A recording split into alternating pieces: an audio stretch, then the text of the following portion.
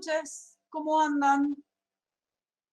La clase de hoy es la clase de publicidad y la idea de hacer este encuentro entre todos es por ahí no repetir, pero sí resaltar cuáles son los contenidos más interesantes o más importantes para tener en cuenta de la clase de hoy, que después van a continuar en los prácticos.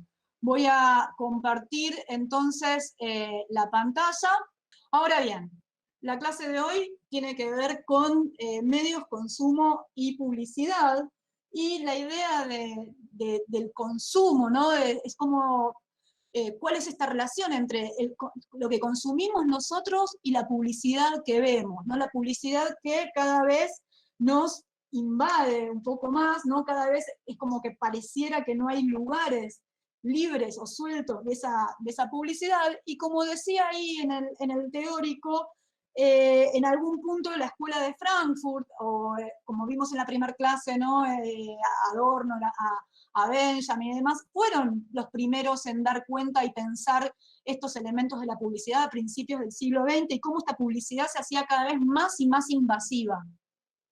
Ahora bien, para Adorno, la publicidad, o sea, lo que hace la televisión y la publicidad, siguiendo un poco lo que veníamos con la clase pasada con Agustín, lo que hacen es como un canto de sirenas, ¿no? Como que nos adormecen, y no importa dónde uno trabaje, ¿no? De hecho, él dice, no importa si fabricamos chupetines o si estamos haciendo, no sé, o cualquier otro tipo de trabajo, ¿no? En algún punto lo que hace los medios y la publicidad es desviarnos de nuestros problemas reales, y y en cierta medida nos van seduciendo, ¿no? Nos van así llevando de las narices como si fuera un canto de sirenas. No sé si se ve ahí abajo que dice, los medios, el consumo y la publicidad, un canto de sirenas. Se recordarán, ¿no? El mito o el texto, ¿no? de la Odisea, de Ulises, que es Ulises, aquel que puede engañar a las sirenas. Las sirenas eran esos animales mitológicos que con su canto, ¿no? Seducían a las personas y las llevaban al abismo, ¿no? Las llevaban a la perdición, al vacío.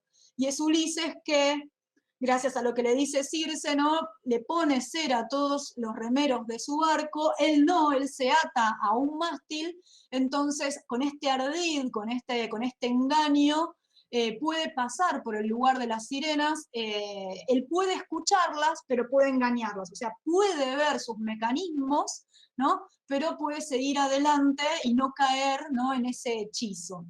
Un poco este es como el hilo conductor de la clase de hoy, ¿no? O sea, tratar de pensar los mecanismos para no caer en los hechizos de los medios. Entonces, no nos olvidemos que los medios lo que tienen son unos mecanismos específicos, ¿no? Que repiten, ponen énfasis en sus discursos, generando cierto tipo de credibilidades, ¿no? Generando cierto tipo de credibilidades, y estas mismas formas y estos mismos mecanismos de construcción de sentencias a veces simples que llegan a un montón de personas y que van seduciendo también, por supuesto, son utilizadas por las publicidades, los distintos tipos de publicidades, donde a mí me dicen, por ejemplo, que vote a tal o cual candidato, o que el cigarrillo mata, o que 9 de cada 10 dentistas recomiendan Colgate, ¿no? O sea, la publicidad está puesta ahí para persuadir. Ahora bien, el pop art, ¿no? Ese movimiento de arte de los años 60, 50, 60, lo que hace es tratar de evidenciar y de jugar un poco también con la publicidad. De hecho, Richard Hamilton en esta obra se pregunta, ¿qué hace que los hogares de hoy son tan distintos y tan seductores, ¿no? O sea, ¿qué puedo tener yo por medio de intercambiar un dinero, ¿no? Por medio del consumo, cierta distinción? O sea, a mí me distingue por ahí que yo consuma o algún bien simbólico, alguna película en particular, etcétera, o algún bien material, ¿no? Que también construye un cuerpo determinado, como bien especifica este artista del pop art en este fotomontaje que hace a partir de revistas, ¿no? De la época, ¿no? Donde hay un culto al cuerpo, un culto a los objetos, un culto a la acumulación, ¿no? de objetos y de consumo, que lo que lleva es a generar un estilo de vida. Pero por el otro lado, también hay otros artistas como Andy Warhol, que menciona ahí Nacho, o Roy Lichtenstein, que toman directamente la cultura de masas. También este es un artista del pop art, ¿no? Tiene su mayor trascendencia en los años 60, pero que lo que hizo Lichtenstein fue tomar las imágenes de la cultura de masa o de las industrias culturales, ¿no? De los cómics, etcétera, y reformularlas en grandes obras de arte o piezas artísticas que hoy podemos encontrar en varios museos de arte contemporáneo. ¿Qué pasa hoy? Hoy hay también como un vector inverso, ¿no? Como una actividad completamente diferente a lo que hizo Roy Lichtenstein, ya que varios publicistas toman, ¿no? Se inspiran en las obras de Roy Lichtenstein para hacer publicidades. No es un dibujo de Lichtenstein ninguno de los que vemos acá, ¿no? Que son dibujantes que imitan, ¿no? Ese tipo de pinturas para llevarlas directamente a la publicidad. Pero por el otro lado, ¿no? Otro de los autores que tenían hoy tiene que ver específicamente, ¿no? Con la vida de consumo y tiene que ver con lo que nos propone Zygmunt Bauman para pensar nuestro mundo contemporáneo en relación a nuestras prácticas cotidianas y cómo el consumo determina muchas veces nuestra vida, porque ya no tenemos nuestros medios de subsistencia para en nuestra propia casa, ¿no? Por ahí tener toda la comida que necesitamos o toda la vestimenta que necesitamos, etcétera, ¿no? Entonces, él lo que nos va a decir es cómo se genera cierto tipo de actitudes que muchas veces son de consumo irreflexivo, que nos llevan, ¿no? a comprar o adquirir determinados productos simplemente por un juego de estar incluidos en un grupo o en un sistema, o no estar estigmatizados, ¿no? No estar estigmatizados porque no se tiene el último modelo o de celular o de zapatillas o de remeras. Y lo que él también nos dice es que en nuestro mundo contemporáneo, ¿no? Los shoppings se convirtieron en nuestro nuevo templo de consumo. Es para pensar cómo nosotros en nuestra vida cotidiana, que es un poco lo que nos está tratando de decir Bauman, nos relacionamos con logos, no nos estamos relacionando en el mercado directamente con objetos, nos estamos relacionando, ¿no? Con un logo que crea cierta confianza, que se hace memorable, ¿no? Que nos genera una identidad de la marca, ¿no? Como lo que dice ahí FedEx, ¿no? Entre la E y la X tenemos una flechita, ¿no? Lo que nos dice es, bueno, las cartas llegan y llegan rápido, ¿no? La flechita en blanco. O de la A a la Z en Amazon, con esa sonrisa conseguimos absolutamente todo, ¿no? O la NBC, ¿no? Tenemos todos los tipos de contenidos, ¿no? Por eso están todos los colores y a su vez es un pavo real, lo cual estamos orgullosos de esos contenidos, ¿no? Entonces, un logo identifica a la marca, conecta con el consumidor y a su vez es memorable. Lo que nos está diciendo Bauman, ¿no? Es que en una sociedad de consumo, donde los consumidores son apelados hasta incluso más allá del género, ¿no? O sea, ya no es como las sociedades anteriores, como una diferenciación bien específica, sino que se trata, ¿no? A partir de lo que es algo mucho más neutral.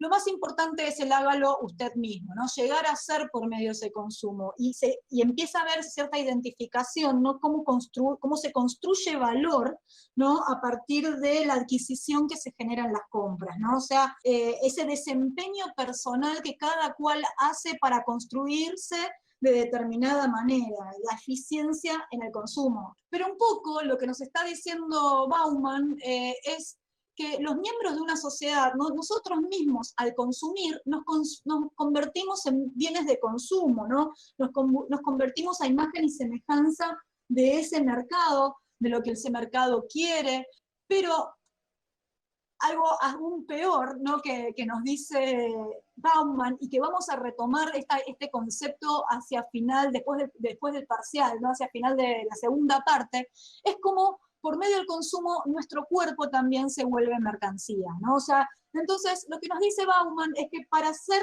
consumidor primero hay que hacer producto, ¿no? Primero hay que autofabricarse ese cuerpo, ¿no? De determinada manera, y esto lo que nos dice el autor es que empieza incluso desde la más pequeña infancia. Cómo se genera marketing para los niños directamente, como los niños como sujetos de deseos, para que sean ellos los motores de generar el consumo en sus padres, ¿no? Ese consumo y esa publicidad totalmente dirigida y llevada hacia un lugar específico. De hecho, la clase pasada Agustín nos hablaba de las ciudades de la diversión, ¿no? Londres es la ciudad de la publicidad, pero también Londres o el Reino Unido como aquel lugar, ¿no? del desarrollo industrial, y un desarrollo industrial también basado en la publicidad. La publicidad es es un producto del desarrollo industrial, ya que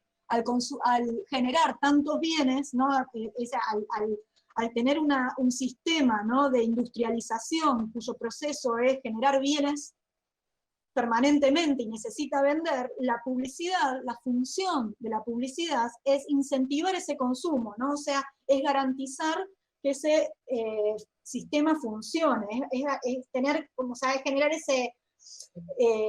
ese deseo para que todo lo accesorio, ¿no? Cosas que no necesitamos, nos parezcan completamente imprescindibles y que las querramos tener, ¿no? O sea, la publicidad es parte de ese motor, ¿no? de económico y del desarrollo. Ahora bien, publicidades, cada elemento de la publicidad, ¿no? Si uno escucha, ¿no?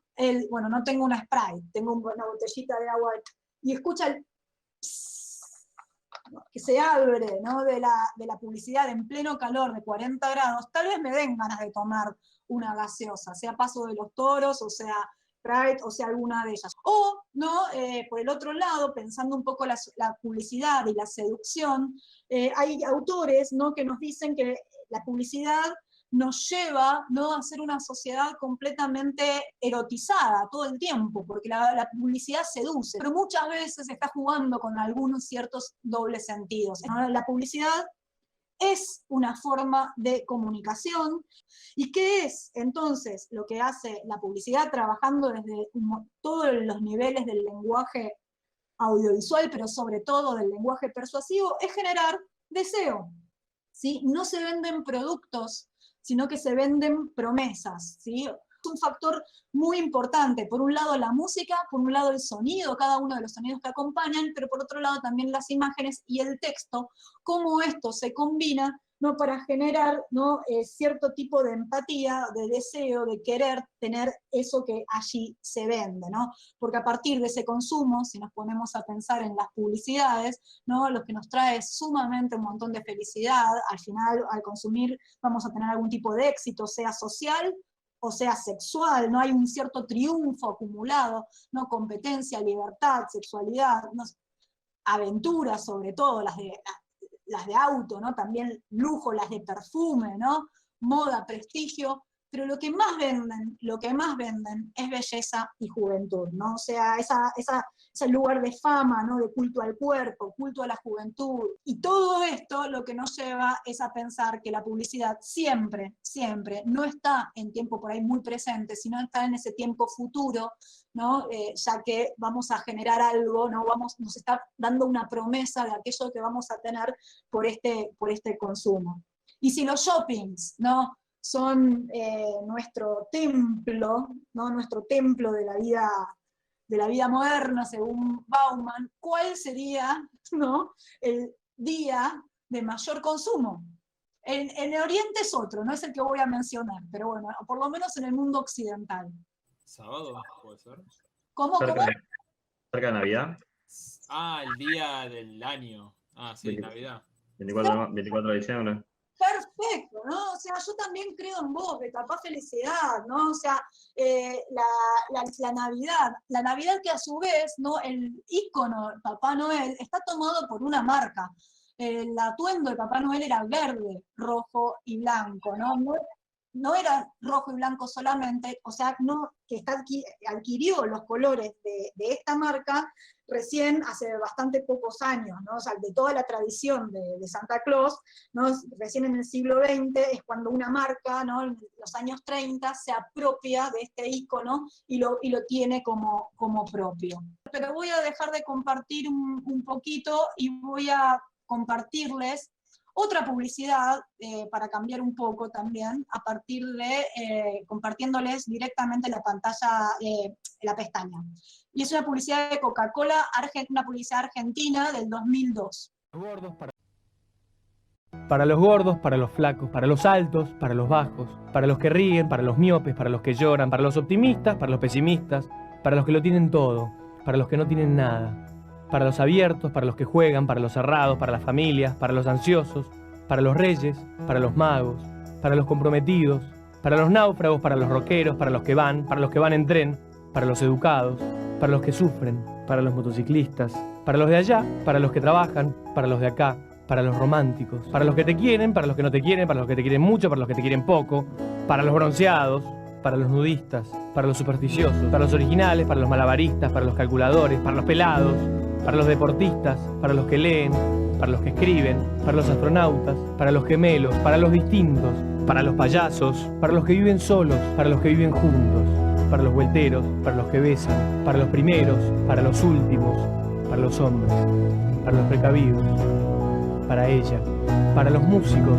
para los transparentes, para los fuertes, para los que se superan, para los que participan, para los que suman, para los que no se callan, para nosotros, para todos.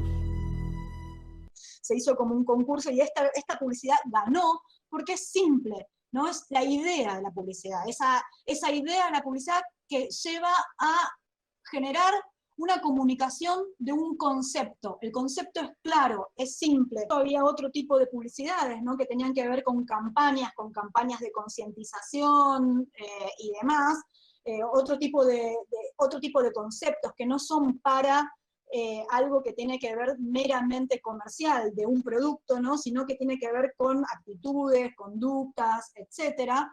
Les voy a compartir una campaña de París. Está en inglés, pero se entiende. Les voy a compartir esta campaña que a mí me parece interesante para que pensemos un poquito.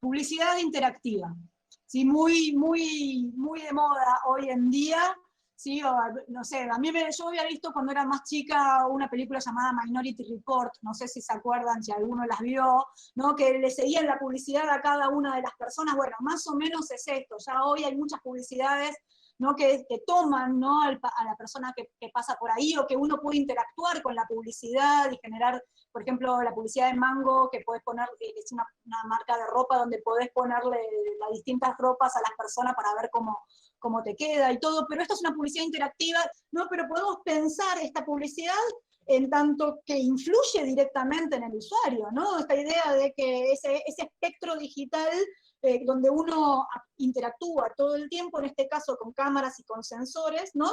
Y me influye directamente porque me deja a mí en pánico. En este caso, ¿no? Podemos pensar que acá hay un debate ético o hasta incluso moral, ¿no? O sea, es una publicidad altamente para mí invasiva, ¿no? Pero sí que interactúa con la persona. No sé qué les parece a ustedes, si están de acuerdo o no. A mí me hizo acordar una publicidad de Burger King que se llamaba, que el eslogan es have it your way, o sea, tenerlo a tu manera, y lo que hacía era, cuando estabas en la caja registradora, te sacaban una foto Entonces después la envoltura de la hamburguesa, cuando te la daban, vos la abrías y adentro de la envoltura estaba la foto que te sacaron. Y decía, tenelo a tu manera, have it your way. Y es como reinvasivo también, ¿sí? Pero te recompran.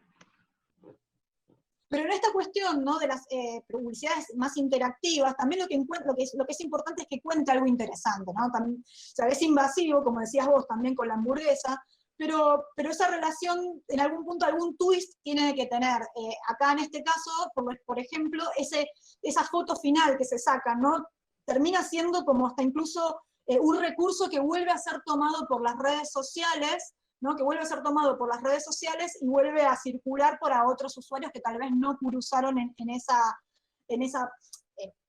senda peatonal, o incluso, ¿no?, esta noción de cierto divertido, ¿no? Bueno, esa risa del final, bueno, no me pasó nada por suerte, ¿no? Y esa risa del final, ¿no?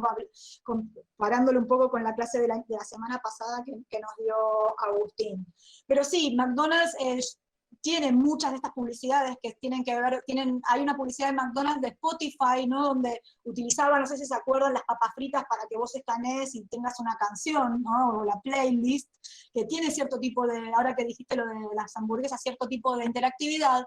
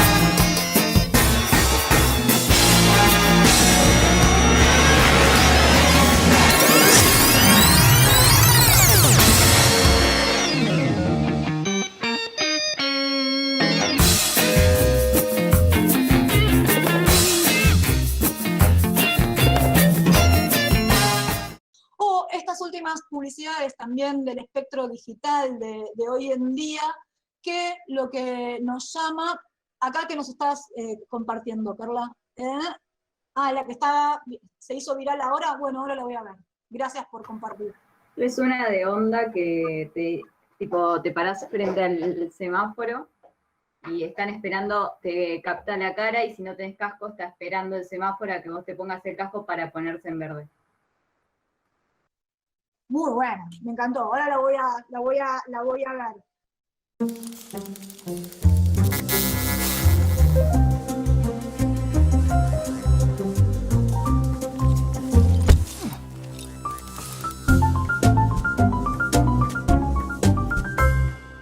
Pero toda esta campaña, ¿no?, de cambiar de Android a iPhone está hecha específicamente para hacer publicidades de redes sociales. Publicidades cortas de redes sociales que funcionen como banners. Entonces, en algún punto es como cambió, ¿no?, la publicidad, como cada vez es mucho más contundente, con mucho menos segundos, y está ahí permanentemente, y es mucho más permanente, ¿no? Se nos cuela en cada uno de nuestros clics. Vuelvo entonces a presentar con el PowerPoint para ir terminando esta primera parte de la clase.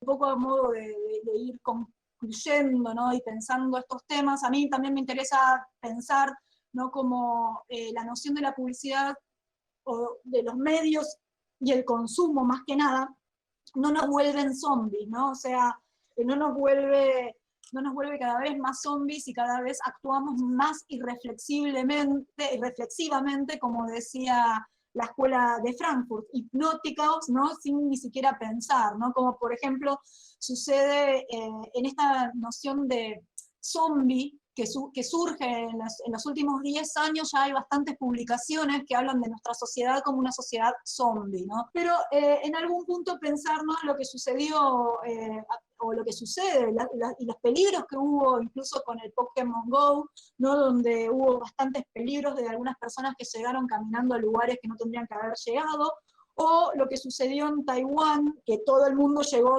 corriendo como en una estampida de las narices a una plaza porque había no sé qué muñequito, yo no soy de jugar el Pokémon Go, perdón, ¿no? Pero creo que estaba Sonorlax o algo así, caminar irreflexivamente porque algo me lleva, ¿no? Porque estoy consumiendo, sea un juego, ya no por ahí una publicidad en sí, pero sino también un juego, ¿no? Y esto un poco para pensarlo con lo interactivo, ¿no? Estas publicidades interactivas que cada vez son mucho más invasivas, o cuando incluso en las redes sociales me preguntan a mí qué quiero, qué no quiero, ¿no? Todo el tiempo hay una encuesta permanente para que yo dé alguna respuesta, ¿no? Y lo que nos dice, a modo de colorario, ¿no? Internet, que va a ser nuestra propia, la próxima clase, va a ser la clase en Internet, no es el espejo de nuestra cultura, ¿no? Y siempre nos devuelve nuestras propias respuestas, ¿no? O sea, es ahí.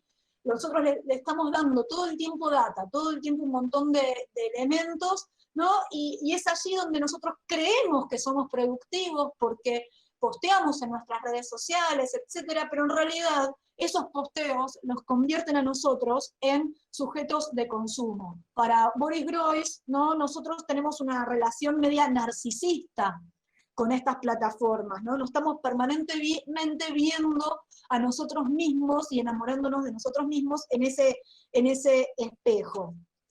Por eso yo no puedo dejar de pensar, y me interesa y necesito cerrar, ¿no? Pensando también que todo lo que consumimos, ¿no? Genera basura, ¿no? O sea, esta forma de industrialización y de sociedad de consumo del siglo XX que explota la tierra, ¿no? Que extrae, que genera productos que se compran y se tiran, ¿no? Que hace generar desechos permanentemente, desechos que son esta basura, esta idea de poder conectar, ¿no? El derretimiento de los polos, el calentamiento global, ¿no? Con también la publicidad o nuestras propias formas de consumo, ¿no? O sea, como que en este caso, esta obra de Chris Jordan, que se las dejé en el campus, ¿no? Y que Beck, de hecho, hace una canción llamada Time Bomb, como que vivimos arriba de una bomba de tiempo, ¿no? Con estas imágenes de este fotógrafo.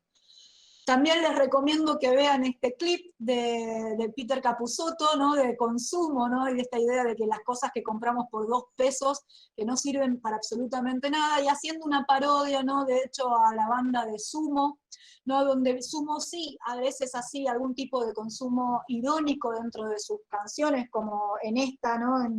Que toma directamente un jingle de ese momento, de los años 80, que era soltate, soltate el pelo con Bella Pon, soltate. Y por el otro lado, este tema, esto que se los puse también, pero no puedo cerrar sin decirlo, ¿no? Esta canción de la rubia tarada ahí de Divididos por la Felicidad, ¿no? Donde dice, la rubia tarada, bronceada, aburrida, me dice, ¿por qué te pelaste? Y yo por el asco que da tu sociedad, por el pelo de hoy, ¿cuánto gastaste?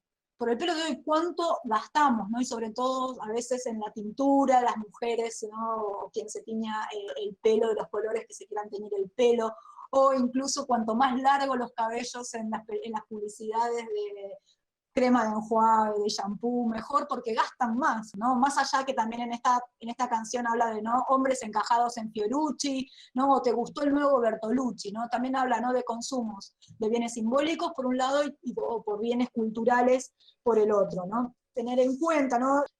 La publicidad, el rol es vender, la publicidad lo que hace es hacernos consumir, la publicidad estudia detalladamente al consumidor, ¿no? O sea, a quién está dirigiendo ese producto específico, ¿no? Y pensar a veces el lenguaje, ¿no? El lenguaje de la publicidad o el lenguaje que usa es conociendo muy bien a ese target. Porque cuando uno lo conoce perfectamente bien a quién le quiere dirigir esa publicidad, le habla en esa lengua, en ese lenguaje cotidiano, le habla, ¿no? En esas palabras de uso cotidiano a ese segmento etario, ¿no? Sean jóvenes o sean adultos mayores, sea el target que sea, pero le habla en su lenguaje. El producto que nos vende la publicidad específica es como el héroe específico, es el héroe de esa publicidad, el héroe o la heroína, dependiendo del producto que sea, de esa publicidad. Porque de hecho, por ejemplo, para Starbucks, o el consumo de esta cadena, de este café, que no es rico, ¿no? O sea que en algún punto también nos llama la atención o me interesa a mí cerrar con esto, porque ir a consumir a McDonald's también, a McDonald's o a Burger King o a Starbucks o a todos estos lugares de comida rápida, es generar también cierto tipo de desperdicio, ¿no? Esa vida rápida donde consumimos lo que hay, que no nos tomamos el tiempo para disfrutar, ¿no?, de los entornos, porque muchas veces no tenemos ese tiempo determinado, ¿no? Entonces, en algún punto lo que me interesa es darnos cuenta de esto, porque como decía ahí en el final del texto del teórico, la función, o sea, más allá de estudiar la publicidad, es importante entenderla para tener una mirada balanceada sobre nuestro mundo contemporáneo. Vivimos inmersos dentro, como decíamos al principio, dentro de un paisaje mediático, y como retomando un poco la clase de Agustín de la clase pasada, Alba Rico, ¿no?, ella nos dice que hay dos formas de impedir a una persona pensar, ¿no? O sea, la clase pasada hablábamos de 1984 versus Un Mundo Feliz. Para Alba Rico, las dos formas para impedir a una persona pensar es, por un lado, obligarla a trabajar sin descanso, y por el otro lado es obligarla a divertirse, ¿no?, sin interrupción. En algún punto nuestra tarea, a partir de esta clase o a partir de cada una de las clases de TEM, es dar cuenta de estos mecanismos, ¿sí?, mencionarlos, al menos ponerlos en el tapete para que ustedes puedan debatirlos, discutirlos, enfrentarlos, y que no caigamos, ¿no?, siendo víctimas de la seducción, ¿no?, de estas sirenas, como en este logo, ¿no?, el logo de Starbucks, que es una sirena con dos colas, de hecho, ¿no?, que no caigamos como sumidos, ¿no?, dentro de lo que es la seducción de estas sirenas, y que hagamos como Ulises, enfrentando, ¿no?, estos elementos o estas publicidades, poder engañarlas para que el consumo justamente no nos consuma. Así que hasta acá la clase de hoy, la primera parte, ¿no? Muchas gracias.